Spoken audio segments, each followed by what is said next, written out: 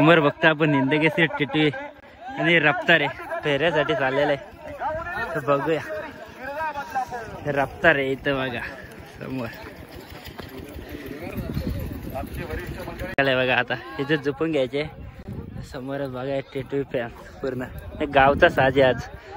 टिटवी आणि रफ्तार बघू कसा वेग लागतात फेऱ्यासाठी.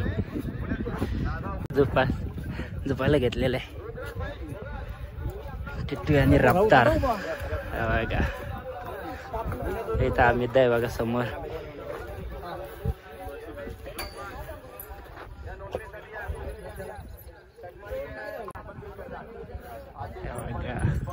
टिटवी शर्यत पाहायला भेटेल एक मोठी. इथं फेऱ्या सुटण्यासाठी सज्ज आहे.